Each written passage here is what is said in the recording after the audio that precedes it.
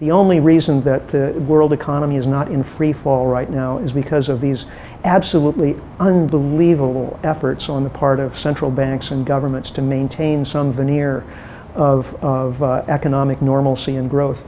But they're running out of ammunition, and it's starting to fray around the edges. Sometime within the next few months, or at the longest couple of years, we're going to see a reversion to global financial crisis.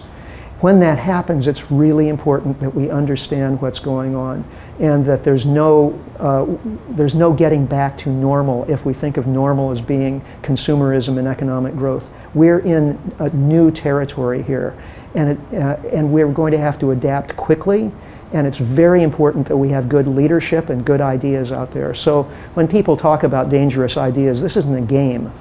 We're talking about really the survival of our society here, and it's extremely urgent. It's tough to ask businesses and households and so on to transition away from these magical substances. The problem is we have to. I mean, they're running out. They're getting more scarce and expensive. The price of oil has gone up dramatically just in the past 10 years, and it's only going to go higher because oil companies have to drill deeper and produce lower quality resources all the time.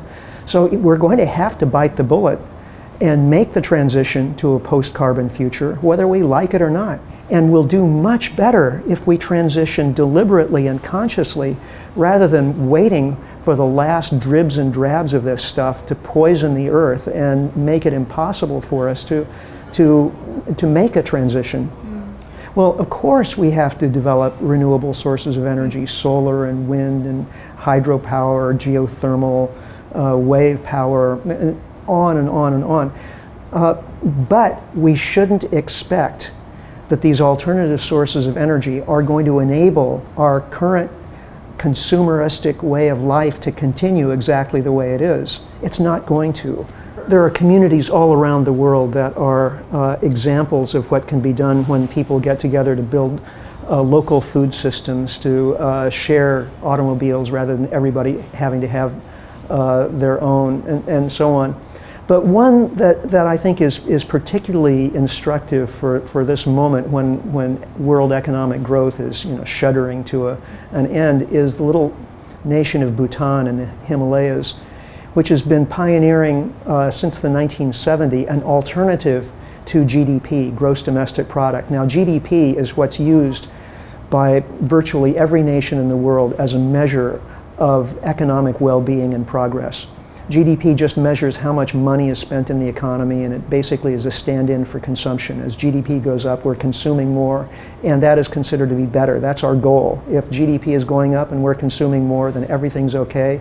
If it's not, then we have a crisis and we have to turn it around. But of course, we can't continue consuming more. That's almost the essence of our problem. There are too many of us using too much too fast, and the earth is becoming exhausted.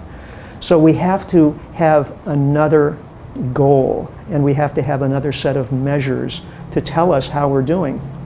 So Bhutan has pioneered gross national happiness as a measure of well-being. So looking more directly at what it is that actually makes us happy, and GDP doesn't necessarily do so. We can increase our GDP and actually be more miserable.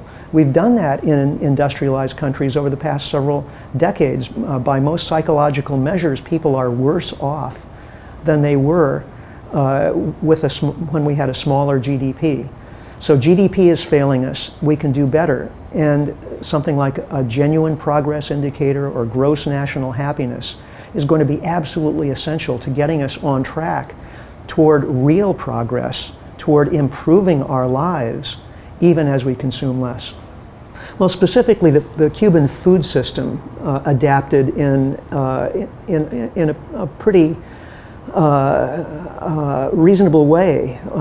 Cuba had been depending upon cheap oil imports from the Soviet Union, and Cubans were using big Soviet tractors. They were actually using more fossil fuels per hectare than American farmers were. So Cuba had a highly industrialized and centralized food system that depended on enormous amounts of imported oil. So when the Soviet oil went away, this was a survival crisis for the Cuban food system.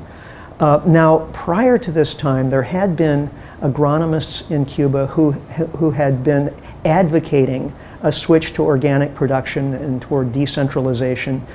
And those agronomists had been mostly marginalized. They weren't being listened to. But when the crisis came, Castro actually brought them into the palace and said, "Now, look, what would you do if you were in charge of the food system?" And they laid out the plan, and he said, "Okay, so go do it." And as a result, what Cuba did was build urban farms, educate a whole generation of young people about farming. So they trained lots of new farmers. They broke up the big collectives into smaller and in some cases more privatized farms. The Cuban diet changed. The Cubans lost on average about 20 pounds of body weight as a result of this special period, as they called it. But the health of the average Cuban actually increased during this period.